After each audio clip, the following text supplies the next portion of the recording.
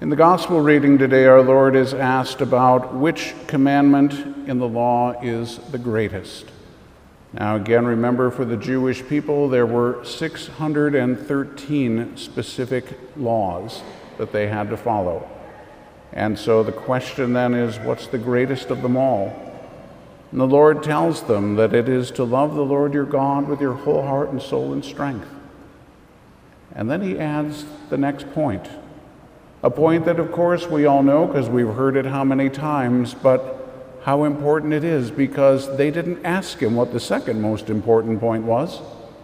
He simply told them, love your neighbor as yourself. And he says, upon these two commands, the entire law and the prophets depend. Without these two, none of the rest of it make any sense.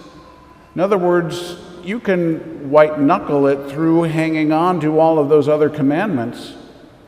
That's all that it is. It's white-knuckling it. It's just doing it because you have to do it. God's not looking for us just to go through the motions. God's not looking for us just to do something because we don't have an option.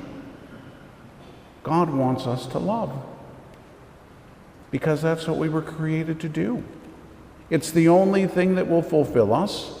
It's the only thing that is going to bring to our lives that which we desire the most. And unfortunately, again, we live in a society that gravitates against that. We live in a society that says, no, we're supposed to be about ourselves. We're supposed to focus on me.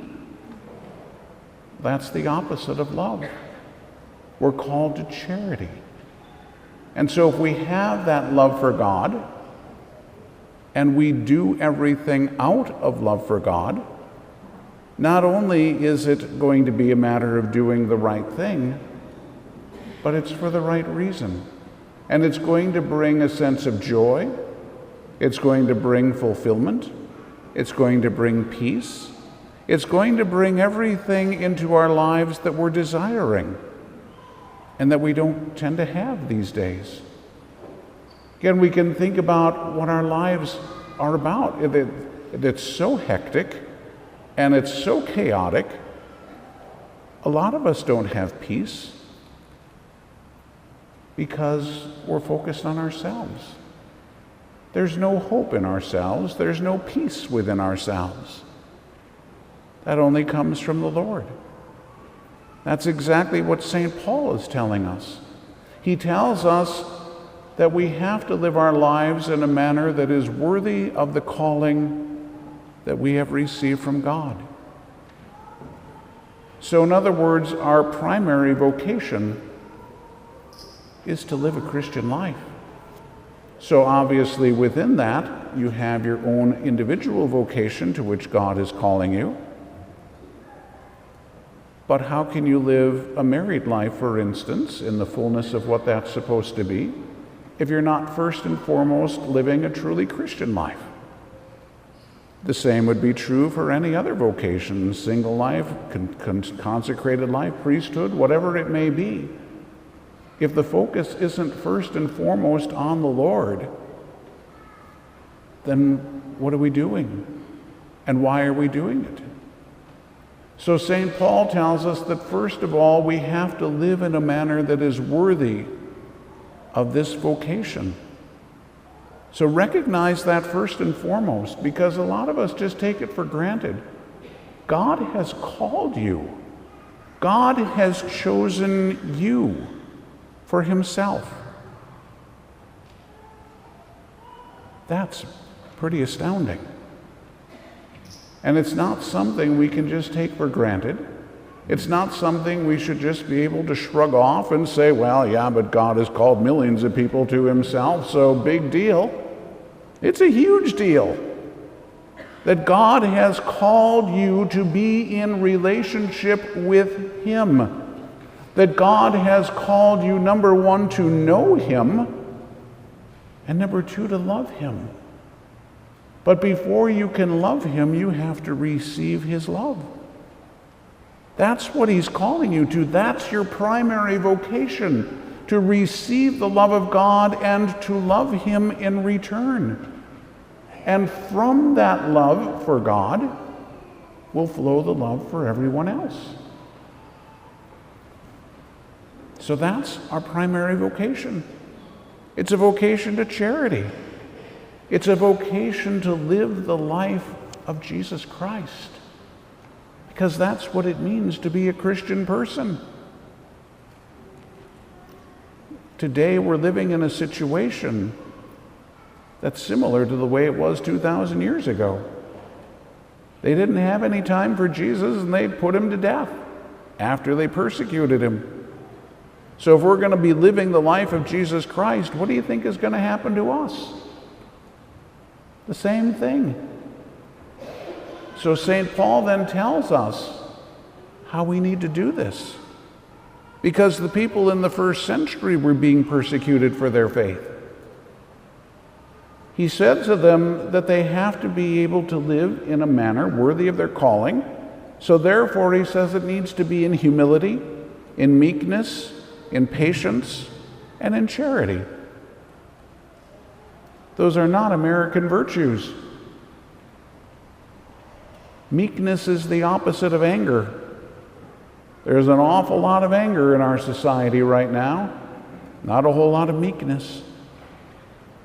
Humility is almost impossible to find in America. Lots of pride, lots of arrogance, but not a whole lot of humility. How about patience? Ask yourself about your own patience. Some of you had kids. How patient are you? Or if you're like me, when you get behind somebody out on the freeway, how patient are you? You find out real quickly that you're maybe needing to grow in patience because you see some of the things going on. We get frustrated with it. And so we have lots of opportunities to practice these things, but we recognize that we don't have a lot of virtue that's developed yet. And then the charity. The charity is the opposite of selfishness. We live in a totally self-centered society, which is why we're not at peace, which is why we're angry, which is why we're not fulfilled, which is why we're caught up with all the pride, because it's all about me.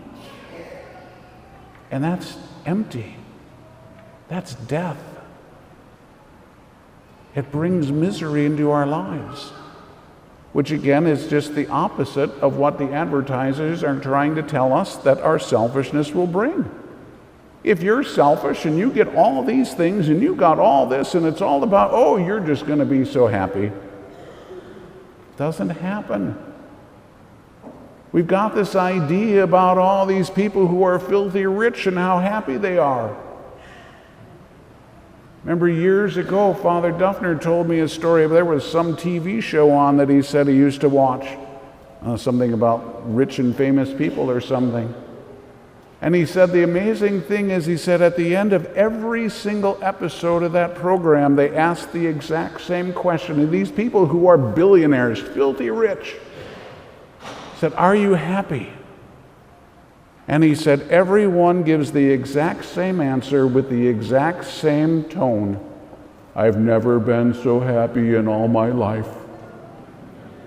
He said they're miserable and it's obvious, but they've convinced themselves that all these things are supposed to make them happy. They're not happy. But we think that they're happy because they've got all this junk.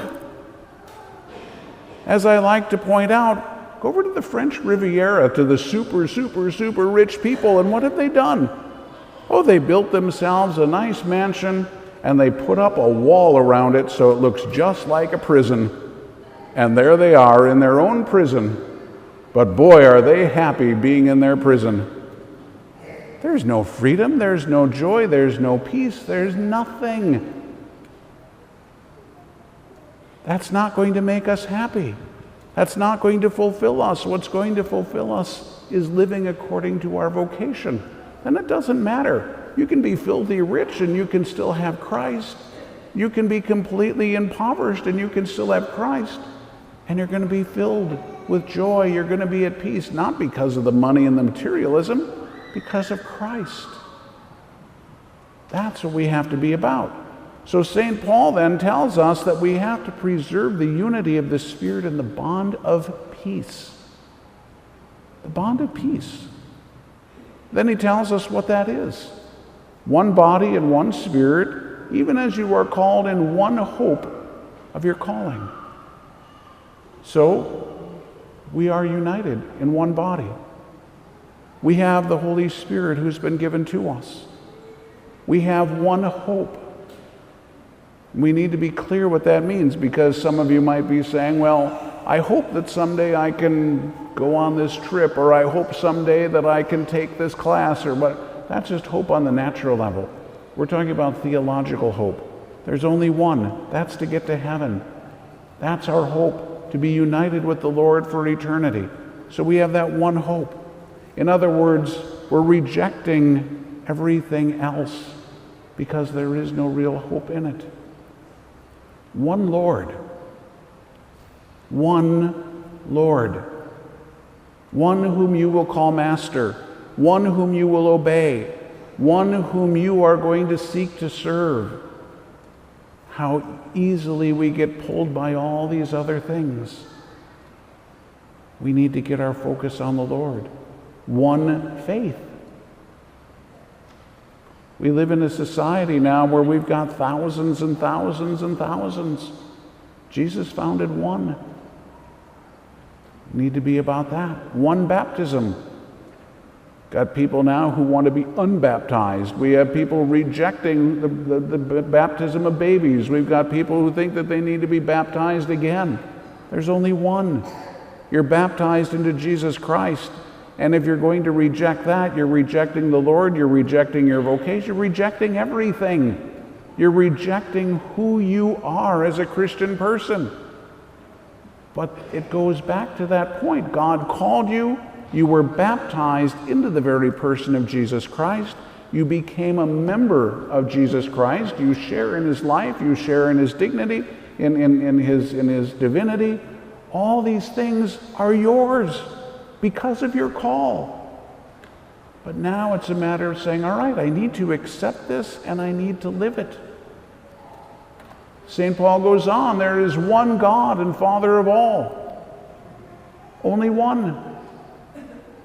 And so all the pagan gods, all the false gods, all the other garbage that's out there, it's demonic. It is not God. There is only one. Remember, as I've told you before, there's only one truth. The devil will tell you 1,000 lies. He doesn't care which lie you believe. But there's only one truth. There's only one God. There are thousands of false gods out there, and they'll tell you whatever it is you want to hear. But God's only going to tell you the truth, because he's the only true God. And it's wonderful then to listen to what St. Paul says about that one true God. Yes, he is above all. He's infinite. But he's throughout all. He's within us. He's within his creation. And then he says, and in us all. If you are in the state of grace, the Holy Trinity dwells within you. You become the temple of God. You are the dwelling place of the Lord. That's you. That's your dignity. That's who you are called to be. And so, again, where's the peace going to come from? Uniting with the Lord, who is within. He's at total peace because he's pure love. And so if we are willing to be able to accept who we are, we have to accept the truth first of all, that this is the reality, and then we have to accept that this is the truth of who I am. And if you're looking at your life and you're recognizing that it's kind of empty these days and it's just nothing that really fulfills and it's just, there's no peace, well, start out by turning off all the noise, but then go inside. Unite with Jesus on the inside. That's where you're going to find peace. That's where you're going to find fulfillment. That's where you're going to find who you are as a Christian person, who God has called you to be, with that one hope of being united with him for eternity. And if we can do that, then we are going to be conformed little by little to the Lord. Then we're going to live the life of the Lord. And how did Jesus live his life? Love God and love neighbor. That's it. Everything else is fulfilled. You don't have to worry about the 613 commandments. You don't have to anyway, but you don't have to worry about any of it. If you love, you're going to follow the law. If you love, you're going to do what's right. If you love, you're not going to sin against somebody. So that's why the Lord says everything else is based on those two things. And so we could look at it and say, okay, I have to do all these things. No, all you have to do is love. That's not a gushy emotional thing. That means I'm going to serve the Lord. I'm going to make him the center of my life. I'm going to seek him daily in prayer. I'm going to read the scriptures. I'm going to pray. I'm going to unite myself with him. I can't. I'm going to get to daily mass so I can receive him. I'm going to go to adoration so I can be united with him in prayer. I'm going to make the Lord the number one priority, because there is only one Lord, one faith, one baptism, one God and Father of all. Is he really my Lord? Is he really my God? Yeah, it's easy to say objectively that God is real, but remember, Satan can say that too. Satan cannot say Jesus is my Lord. Jesus is the one I love. Jesus is the one I serve. No, he said, I will not serve. He knows God is real. He chose not to serve him. And look at where it got him. Total devastation and emptiness for the rest of eternity. God is offering you total fulfillment and peace and love and joy for the rest of eternity. And that can start now, even in the midst of all the chaos. He didn't say he was going to make it easy. Just look at his own life and look at how he ended his life. It's not easy and it wasn't fun. So if we're looking for excitement and fun, it may not be there. If you're looking for joy and peace, that's where you're going to find it.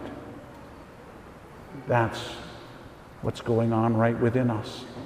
If we will accept our call, if we will accept our dignity and embrace that and live it, as St. Paul asks us to do.